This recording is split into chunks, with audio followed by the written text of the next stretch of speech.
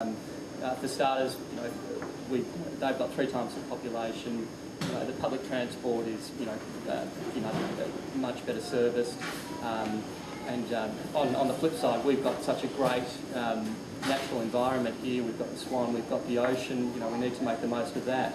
We've also got not a lot of commercial stock as well. So when places come up, you've just got to grab them. Whereas in Melbourne, you see the laneway bars and the basement bars and things like that. That's a product of the recession in the 90s when that was the cheapest place going. So we don't have, as I said, our commercial strips are quite small. So when these places come up, you've just got to grab them basically. And sometimes you're priced out of the market, particularly in the city. That's a pretty tough gig. But also too, you've got to find landlords who are amenable to that, to a small bar opening up, because small bars for a lot of people still conjures up a lot of sort of nasty images, people urinating on their front fences and corrupting their kids and all that sort of stuff. And that's the sort of nonsense that I got when I went to council for the first time. Just going on the Melbourne-Perth thing as well, what's exciting for us is, new developments like the waterfront, things like that. That's where I think there's plenty of opportunities for us to get in there and really entrench this small bar phenomenon, which isn't a fad. It is definitely here to stay. What we're finding with our bar is, we get so many people coming in saying, oh look, this has created a new market for us. We didn't used to head out. So, and that just highlights that we're not competing with the pubs. We're creating our own little markets with our own sort of new patrons who formerly had nowhere really else to go, or if they did, it was kind of just to tolerate it. Whereas now, hopefully, we're providing that diversity and that sort of and a great drinking scene. So, as I said, I think small bars are certainly here to stay. But if you are contemplating doing one, just be prepared emotionally and make sure you've done your sums as well, and have some contingency plans. Thank you. There is one panellist who unfortunately is missing, David Gilman from Helvetica Bar, which is so often compared to Melbourne bars. I think that's a topic we might pick up on in a moment. Unfortunately fell ill this morning, so he wasn't able to make it. But Helvetica Bar, because it is down a laneway with the combination of chandeliers and street art, conjures ideas of Melbourne when people talk about it.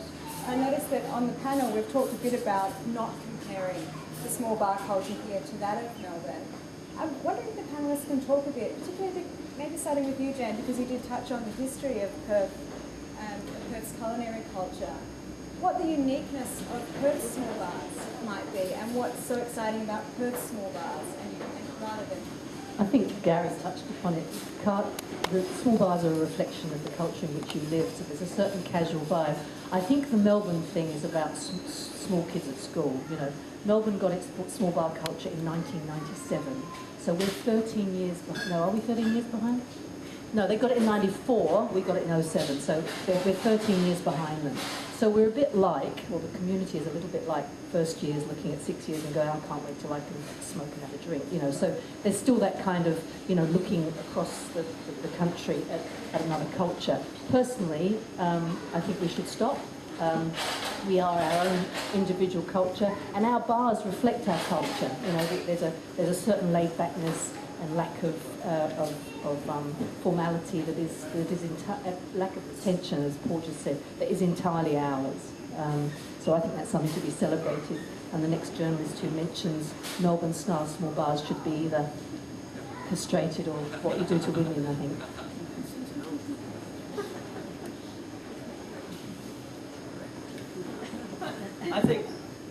We're just looking at it on an Australian level, but if you took off to Andalusia in Spain, they've had small bars there, called tapas bars, but they've had them for hundreds and hundreds of years. It's nothing new, but it's just making the ones fit our culture and our environment. It's about socialising and being able to socialise at all ages, and being open to that, as I think Paul is right on there with, it's opening up to people that wouldn't normally get to go to big venues, or wouldn't feel comfortable or welcome.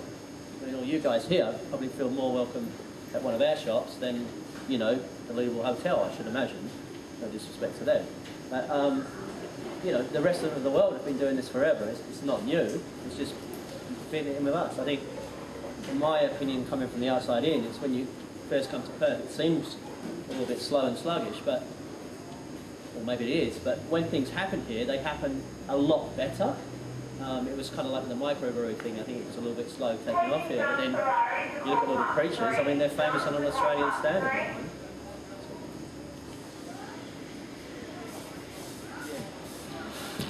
Just following up on that with Gary, I agree.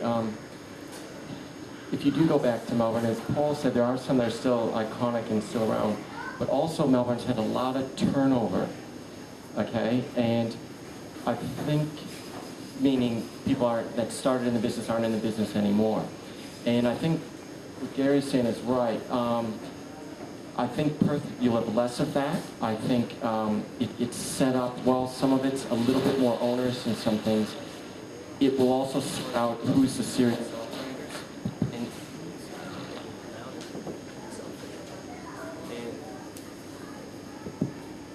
maybe I just... Yeah. It'll sort out who the serious operators are who want to be in it for the long term. And we are in a good position with the economy in the state, and as Paul pointed out with the waterfront development thing and other things that are happening, there's going to be a lot of potential for new developments going forward. And you know, we have very young, dynamic individuals. I think they can really make them a name for themselves, and really for Perth.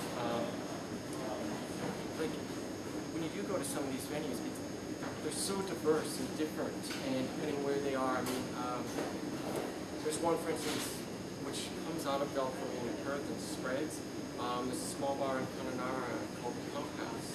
I mean, who would have thought we'd have a small bar up in Panelists, or we go down to the cabin where you could be in Wyoming back in the United States in the ski lodge. You know, these are just fantastic things and opportunities that you're starting to see out in the market.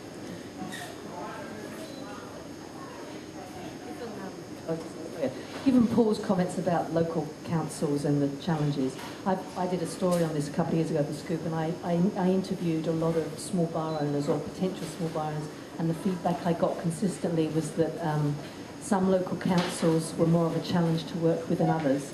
City of Perth, as I understand it, were reasonably forward-thinking. Oh, you're Vincent, right, okay.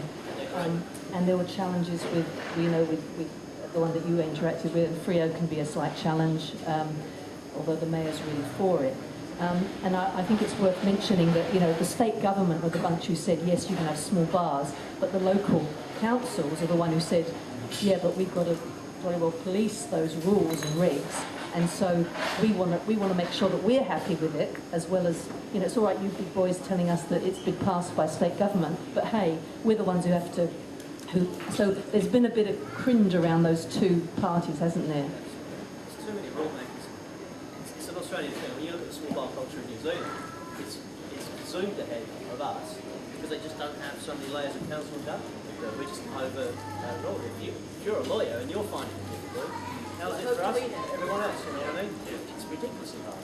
It is. There's so many layers of regulation, and you know, as James elaborated on, you know, you've got to get past councils and then certificates off the liquor licensing, and conversing that way through, even as a former lawyer, it's hard work. You know, there's so much, but there is still so much red tape. I'm not saying it should be easy because it shouldn't. There should be processes in place, but you've got these tensions here, like, you know, council and red hot on parking. For instance, I've got an 80-person venue and I 21 car parks, and that's ridiculous. That's the message there is drive to market. But it's drive once you've had a drink. Yes, that's right. It's contradicting that there are other. Absolutely. And plus, you know, the expense involved with it, it's crazy. So you know, you've got to pass one to get through to the other. So and often there are tensions there. So if they were in a position to work together, that'd be great. But I think that